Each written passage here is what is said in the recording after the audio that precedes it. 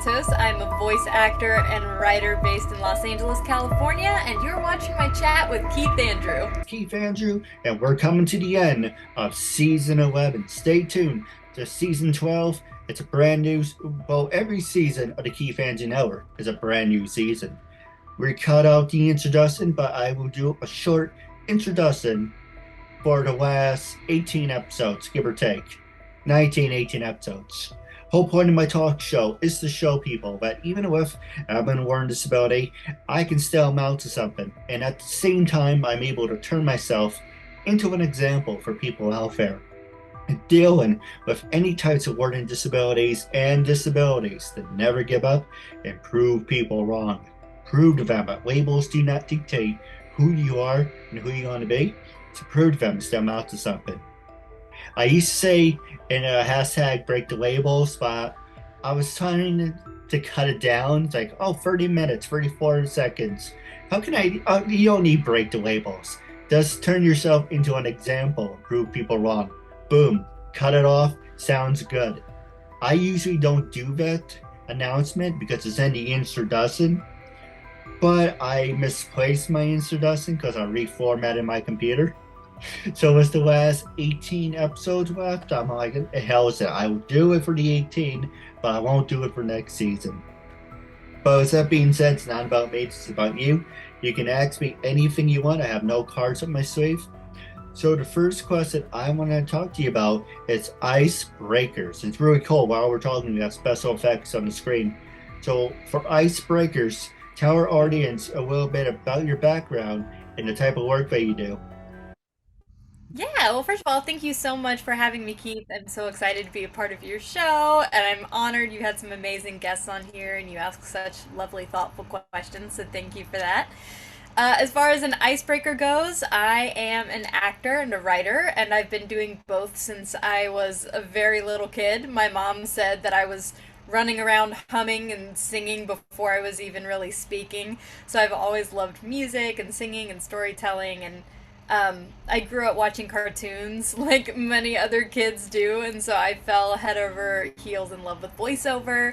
And I grew up doing theater and just acting anytime that I had the chance. And my dad was a really talented musician and actor, comedian too. So he and I would always do bits and voices and bounce off of each other. And so I've just continued that love both ever since. And I went to college for acting, and now I'm out here in Los Angeles acting and writing. No, absolutely. I know I say this a lot, but this is probably the last time for the season I say this. I wear the filter glasses. If you just tell me if I'm looking straight at you, I appreciate that because I'm looking at my reflection. And a lot of people are, oh, you're supposed to stare at the camera. You're supposed to stare at yourself. I'm like, I'm just going to hide my eyes. So I'm staring directly at you, not to sound creepy or anything, but I'm looking at you. So one eye isn't going up and one eye going down, so it doesn't look like I'm cross-eyed. That's why it's better. It's kind of like a mask for myself. So if I hide my eyes, I'm not kind of, oh, let her show that. I know I'm a jack of all trades, but as long as I make you laugh, that's all that matters. And I know you're like, wait, aren't you a show host about disabilities? Er, why are you making fun? Because I like to have fun. You know, certain groups can make fun of certain people, but as long as and you're doing it in a joyful way and you're just having fun, that's all what it's about. Don't take things so damn personally. But I loved it and make you laugh. That's all what the show's about. Entertainment, supporting a good cause, make a new friend. But the next question I want to ask you, when you went to college, I haven't done my interview as of late, so I'm trying to get the right setup again. When you went to college, what did you major in? And were you a study nerd or party animal? Oh, well, I double majored in filmmaking and acting with a psychology minor, and I equally loved all three and was very involved in them and with extracurriculars and being a part of shows and filmmaking and stuff. Um, I was I guess I would say I was more on the studious side. I mean, I certainly went to some fun parties with friends and things like that, but I'd much rather be cozy in bed with Taco Bell in my sweatpants by 9 p.m. than out doing shots with people at parties. So that was definitely more my speed. No, I can. Part disability. I can speak. Holy shit! I can definitely relate to that. Around 9:30, 10. I'm like, I'm not doing anything. Anything I can do now, I can do tomorrow. 9:30, 10. I'm going to sleep. I used to when I was younger, when me and my brother used to share the room, used to be up 11, 12, playing video games, 1 in the morning. I'm only, how old am I? I'm 36 years old. And I'm like, I'm getting old.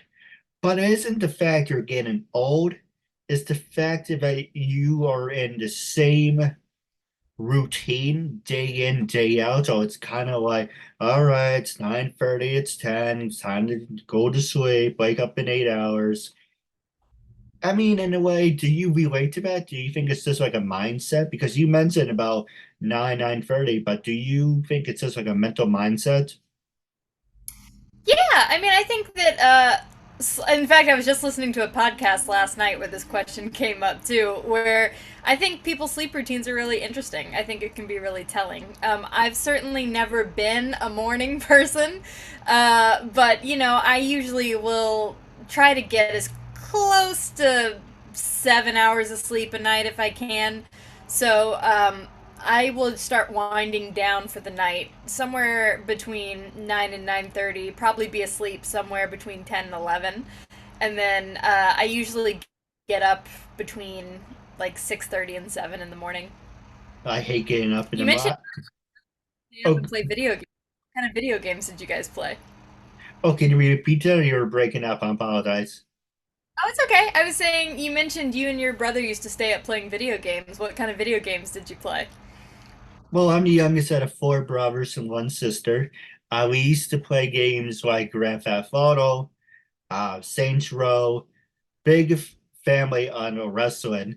Play those wrestling games. When I shared the room with my brother, what game did we play? We played Metroid Prime, best game. It's the best game. It's wonderful. It's fantastic. Best game of 2002, Metroid Prime. For Nintendo, for PlayStation, I would say Shut Your Mouth and Here Comes the Pain later on, but that's 2003. Um, Mostly N64. Pokemon Stadium, I used to play I used to play that game religiously. I used to get up like 12 in the afternoon. I know who gets up at 12 in the afternoon, but would get up at 12 in the afternoon to play until 8 o'clock at night and repeat. I didn't have a social life. So that was my go-to. But actually, the next question I want to ask you is, what video games do you like?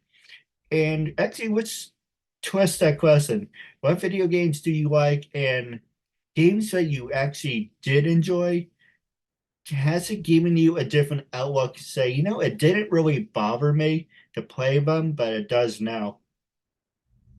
Oh, interesting. Um, Well, I'll give you like a quick little tour of the type of video games that I like. So I grew up in the 90s, so I started playing with like Atari and Sega Genesis back in the day. And so there was like, the classic arcade games that came on it. There was one called Vector Man that my dad and my sister and I all loved to play. And then there was like the Disney Lion King game on Sega Genesis, which seemed so impossible. Like, I don't know many people who got past the wildebeest stampede level. It was so hard but so fun. And I love playing it because that's my favorite Disney movie. So I love that. And then of course I've been a gamer my whole life, so I love playing N64, anything Mario related on there. I also had one of the lime green Game Boy Colors when the color ones came out, and so I played all the Pokemon games on there. And then, I've progressed on to like PlayStation, Xbox, those different games. And so some of my favorites now, I really like trying different types of games in gameplay, but I'm really a big fan of first player RPG games. I love where you have a combination of being able to explore and solve riddles and then a little bit of combat, but not so combat heavy. So I love things like the Uncharted series, I love The Last of Us, the Horizon games, Tomb Raider, Assassin's Creed.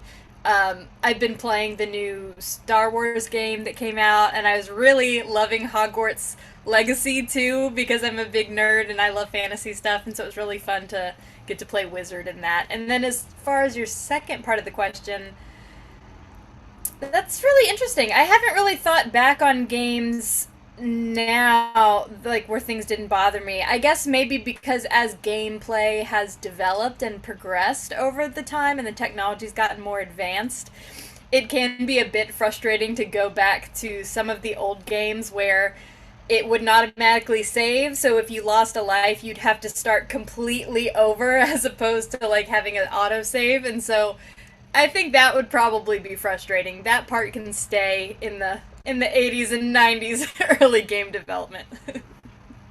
It's funny. If you're talking about things so frustrated, I have like index cards of like questions. Usually I do it each season. Next season I probably won't. That's probably gonna wing it. But I do love your energy. I do have some great ideas for you off the air, if that's a possibility. Awesome.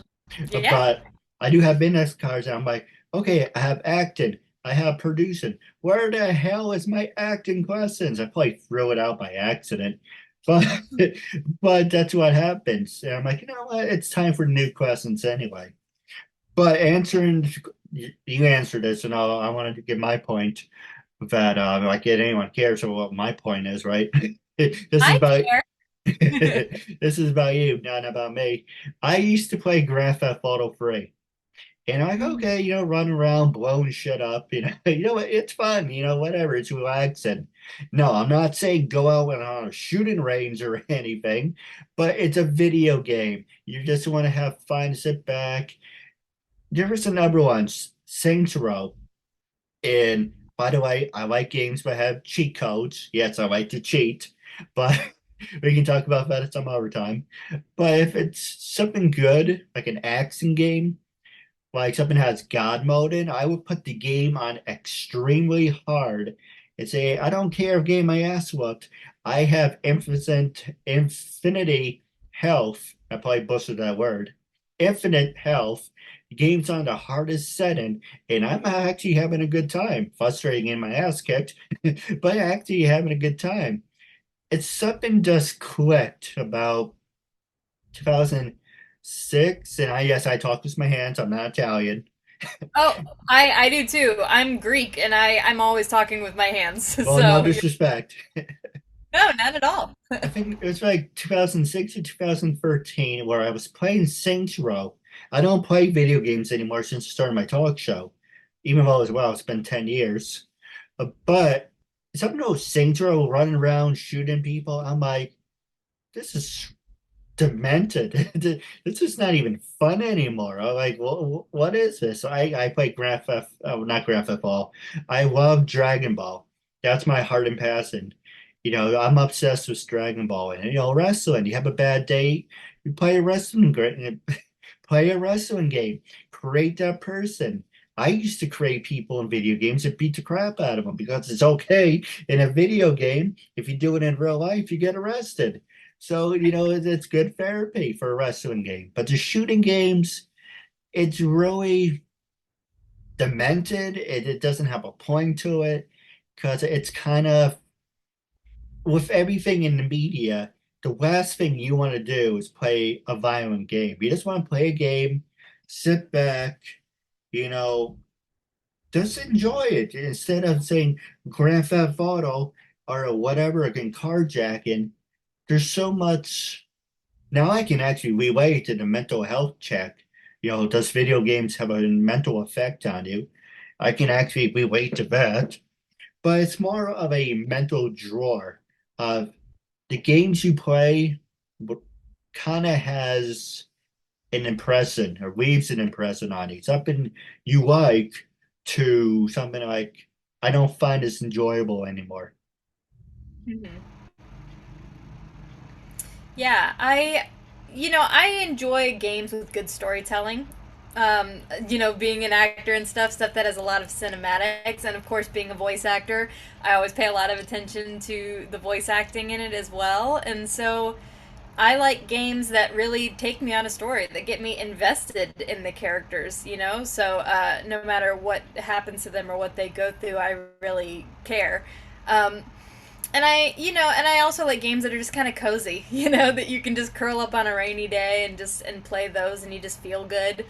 Um, and certain games for nostalgia as well, I would say. I think that to your point, I think that there has been a lot of dialogue about video games and whether the violence depicted in them negatively affects people or not, and I think that there certainly is an element of that.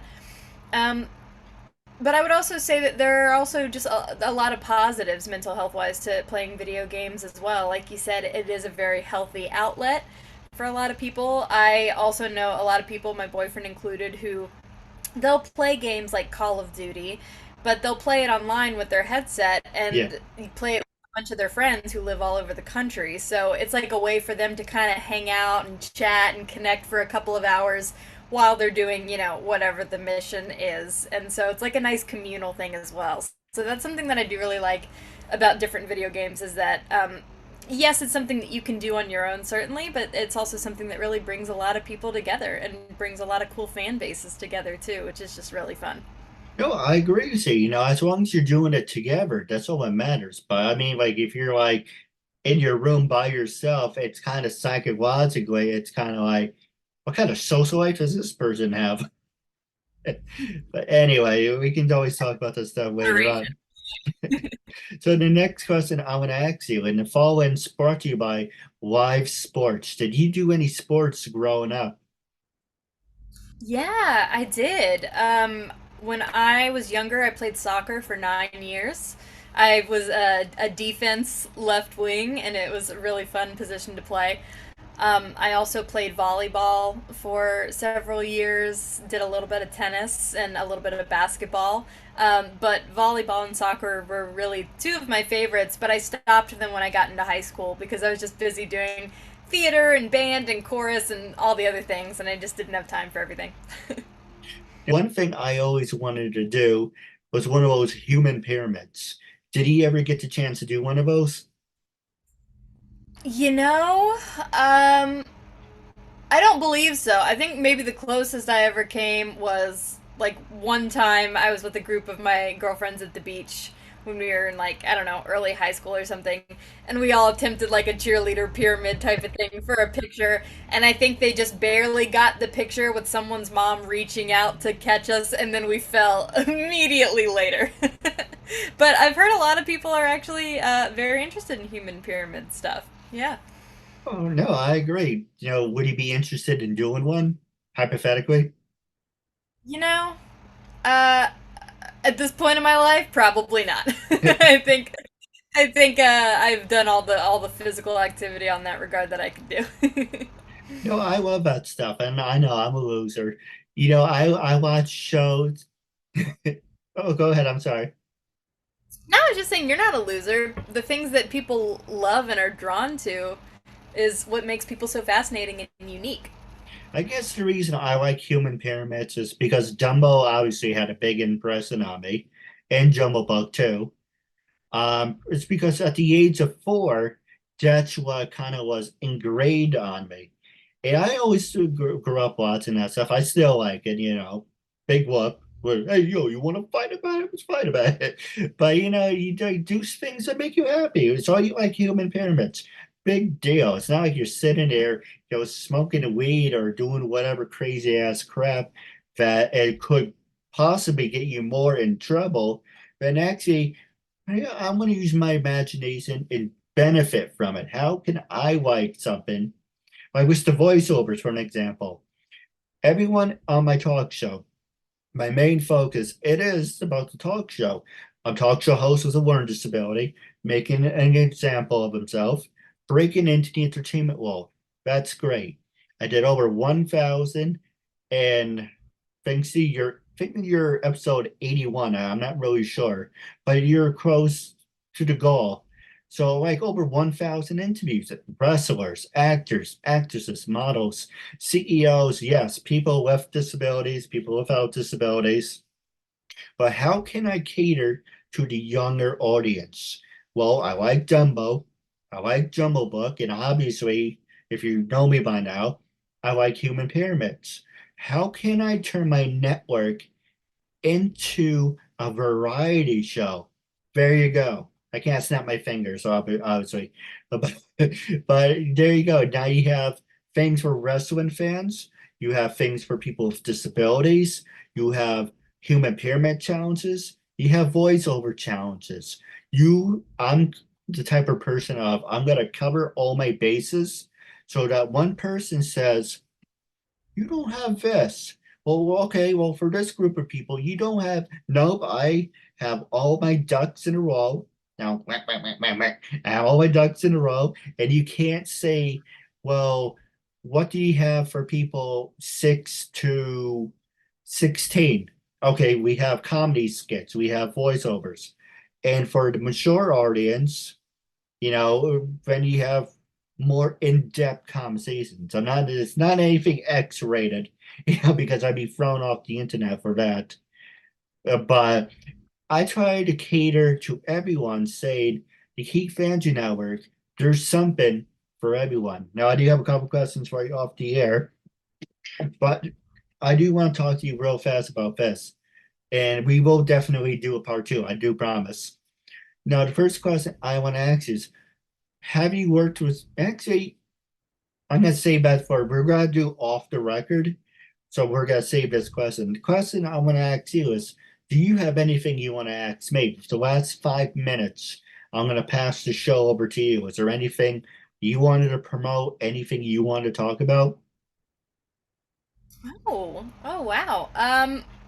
Well, as far as things worth promoting, I would say, um, like I said, I'm a voice actor. You can check out my website or at Jayme Mantos on any of the social media and see the kind of work that I do.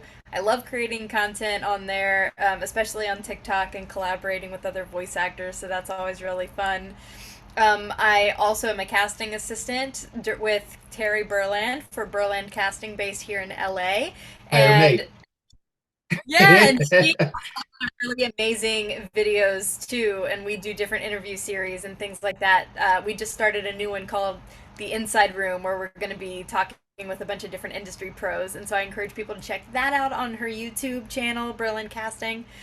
And then I would just say I'm planning on working with a friend to put together some mindset and mental health workshops for voice actors later on this year and different things like that in the works. And hopefully being on more panels and things like that to talk about it because it's something I'm really passionate about. So stay tuned on my page to find out more info about that as that develops. And then as far as questions for you, Keith, you talked about some of the things that you're really interested in, some of your passions and hobbies and things. If they were making a brand new Disney movie and they were offering you a character, what kind of character would you want to voice? I would like to be the supporting person or the main character, but just having the opportunity to be part of a film, that says a lot. What about you? Yeah, I agree. It's such a collaborative process. I love all kinds of different characters, but like you, I really love a lot of the kind of quirky supporting characters. You know, it's like the fun, sassy, or weird sidekick, or the funny character that you run into along the way that the hero interacts with. I really have a lot of fun with those characters, especially coming from a theater background. It gives you a lot of extra fun and room to play around with it. I feel like so that kind of stuff's fun. Or anything where I get to sing. Any like musical animated project I'm so down for. I agree. And tonight it's New York Rangers taking on the New York Devils. Definitely check that out. Check your cable listings for that. Also, it's Wednesday night. If you're a fan of professional wrestling, definitely check out AEW. I don't have a banner for AEW, so that will not be on the screen, but the hockey will be on the screen. But for social media, this is definitely going to be on the screen. How can our fans and listeners get in touch with you? Are you on LinkedIn, Twitter, Instagram, TikTok? Yeah, I'm on Instagram. I have a Facebook page, Jayme Mantos. I am on Twitter slash X, although I don't really use it that often, but I am on there, and TikTok. So I would say I'm mostly really active on Instagram and TikTok. So feel free to interact and follow, and let's connect on there as well. No, absolutely. Now wrapping up the last 2 minutes of the show, when we come back from this commercial break, as you see from the countdown, when we come back from this commercial break, we're gonna be on TikTok and Instagram for the sit down with Keith Andrew. Make sure to like and subscribe to the YouTube channel. Our goal is to reach 1,000 views to make this video go viral. If you're watching, you're obligated to leave a comment. Tell us what you like, what you don't like. Tell me to shut up and let the guests talk more. Anything, any feedback is positive. But remember, by supporting and subscribing to the Keith Andrew Network, you're supporting me and our beautiful guests. And we will talk with you more on part two. Until we meet again, it was a real honor and privilege having you as a guest. And I'll catch you later. Thank you. And stay tuned for the sit down with Keith Andrew.